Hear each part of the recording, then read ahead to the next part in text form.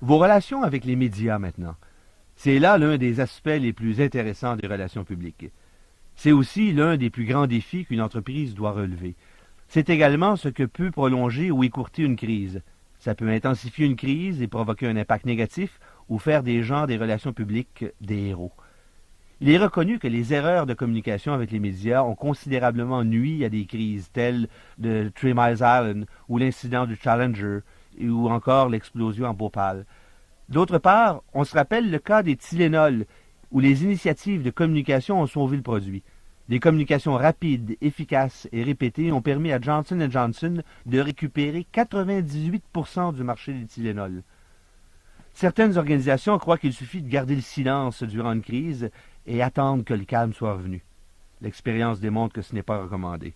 Ceci laissera la place à d'autres pour alimenter les informations qui ne seront pas nécessairement en votre faveur.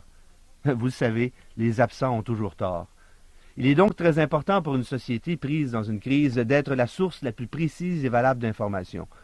Vous ne voulez pas être le témoin oculaire de votre propre crise. Vos porte-paroles doivent être disponibles et l'on doit percevoir votre organisation comme étant active et coopérative. Vous devez tenir compte de la force et du pouvoir des médias d'information. Malgré les failles reconnues des médias de masse, il n'y a aucun doute qu'ils influencent l'opinion publique. Des recherches démontrent que la première force des médias, c'est la rapidité avec laquelle ils peuvent répandre l'information. 90% des Américains connaissaient l'affaire du Tylenol en moins d'une semaine. En moins d'une semaine de l'événement. Rendez-vous compte. Il est également démontré que les médias sont inefficaces pour séparer les faits des perceptions ou encore corriger les inexactitudes ou imprécisions lorsque l'auditeur s'est déjà fait une impression.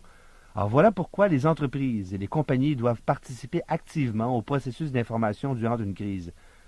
Une compagnie impliquée dans une telle situation doit s'assurer que toutes les personnes impliquées, incluant les médias, sont régulièrement informées et mises à jour de l'état de l'incident.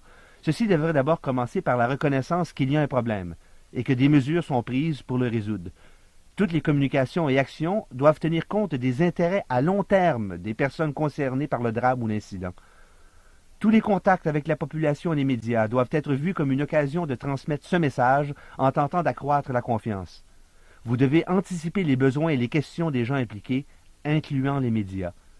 Durant une crise ou une controverse, les médias demanderont, consommeront, colligeront et diffuseront plus d'informations à un rythme et une vitesse plus rapides que